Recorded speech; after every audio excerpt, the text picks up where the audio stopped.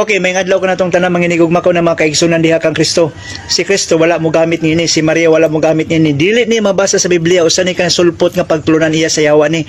Matuban nila maka kuan ko daw kunin makagaba nya madlok dong demonyo ang yawa ni. But ako pa ni sunugon no. Sunugon may pag sunugon.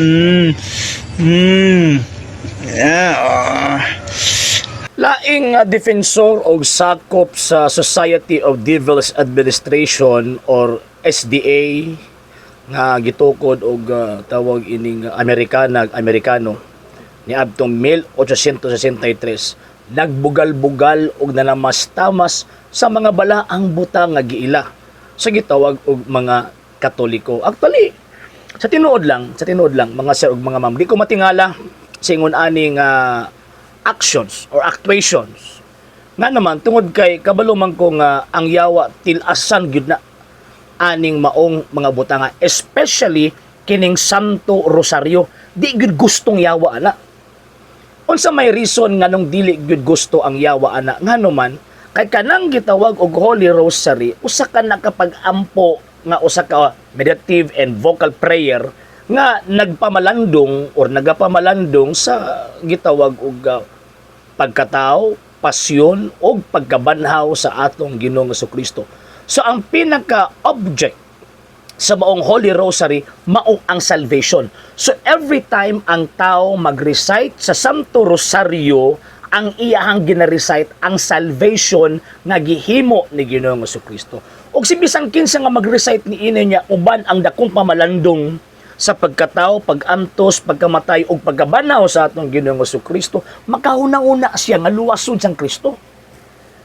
Ilabi nag iyang i-internalize gud pagsakto ang mensahe sa Santo Rosario na agyoy gitawag og pagbago. Mabitaw nga according sa mga great saints, ingon pa nila kanang maong rosary usa ka nakapamaagi to battle demon, to battle devil. Pagkigbugno sa gitawag og yawa kay ang dili gusto sa yawa mao nga maisgutan ang kaluwasan ilabi na kanang tulo ka misteryo sa kaluwasan nagihimo ni Ginoong Jesucristo kanang iyang pagkatao, ang iyang pagkamatay ug kanang iyang gitawag og pagkabanaw. Grabe, ang yawa ana pertig yung laguta, pertig yung sukua. So, buti pasabot ang naglimin nga gitawag og esensya ni anang maong rosaryo si Kristo. Ang naglimin ni anang maong rosaryo nga kahulugan ang paghimo ni Kristo sa kaluwasan sa tao. So ang yawa di gusto ana kay gusto man sa yawa nga malaglag ang tao. So karon dirita sa gihimo nining ato ang higalang tagak man ni. Ngano man kay sumala pa ni Saint Jude ingon pa niya kining mga tawhana nagbugal-bugal sa mga butang nga wa nila mailhi. Gibugal-bugalan ang maong butang, nagtuo siguro siya nga okay na kayo. Kaya iya nagong sunugon ang tawag ining rosaryo. Iya nagong dauban ang Santo Rosario. Ang question sa pagdaob nimo sa Santo Rosario, mawala ba ang kamatuoran na kanang maong rosaryo nagapunting kang Kristo? Dili na mawa. Ngano man kay ang pagdaob nimo anang maong butang nga tablara nga imong gidauban ang pagtuo sa Dios kay ang unang profession of faith sa gitawag og mga Katoliko pag maghupot og Santo Rosario kanang nagatuo ako sa Dios nga Amahan, makagaw mo sa katanan, magbubuhat sa langit ug sa yuta.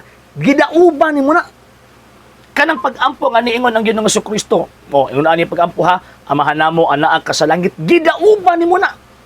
Bisag butang lang imuhang gidauban pero kana nga mga purse gamit ng maong butang nga imuhan ang gidauban. Kanang pagsulti nga Hail Mary full of grace. Kanang pulo nga gilitok sa angel sa atubangan sa mahal nga biri. Remember, angelic, di lang kayo simple angelic, kundi divine. Tungod sa hinungdan na kanang pulo nga gilitok sa gitawag ug sa anghel, dito iyaha. Kundi sa Dios to nga nagsugo niya mo ni ipalitok. Gidauban po nimo nag-apil.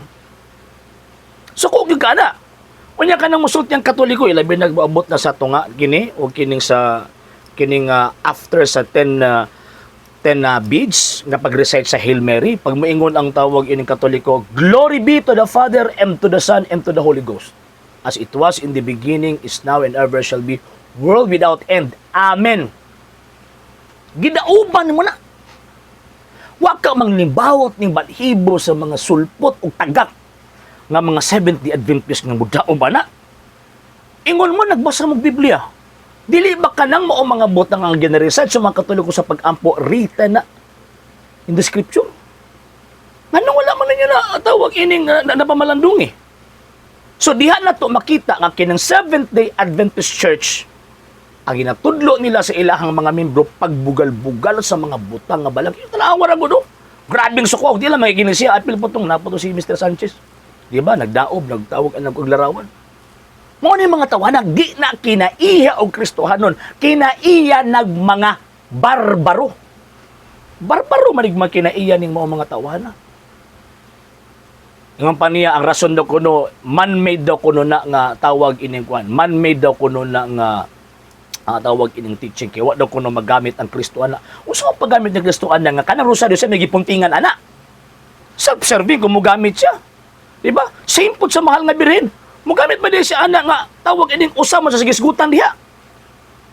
Diba self-serving? Common sense ba? Mo ni mga tawana ba nga magsigir putak. Wala common sense. Pura lang common, walay sense. Ang wala sa Biblia, kanang inyong giilang propeta, si Ellen G. White, wa na sa Biblia. Kanang mga damgo tungod sa kabuang, wa na sa Biblia. Kanang inyong pag-practice, kanang inyong sabat, inimbento nyong sabat, ang ihaumaon sa Biblia, wa na sa Biblia. Kanang nito, oman mo na. O, di ba? Ang biblical tawag ining presentation, nga gipaagi sa prayer, inyong sunugo niya. Wa niyo sunuga ang inyong kaugalingon. Nga nagsunod mong tawag ini mga man-made teaching nga gikan sa Amerika. Pero kini mo mga tawhan nasa ko nang giingon, yawa mo yung nagpalayuan ni. Sa hinungdan nga, niingon manggod ang balang kasulatan pagkahimuon kung managkaaway ikaw ang babae mahimong managkaaway imong kaliwat ug ang iyang kaliwat pagatamakan sa babaeng ulo sa bitin ug ang bitin usab magapaak siyang tikod. Mauning mo ang mga tawhana. Mo na pag makadungog mo og Seventh-day Adventist gipanggamit na siya wa.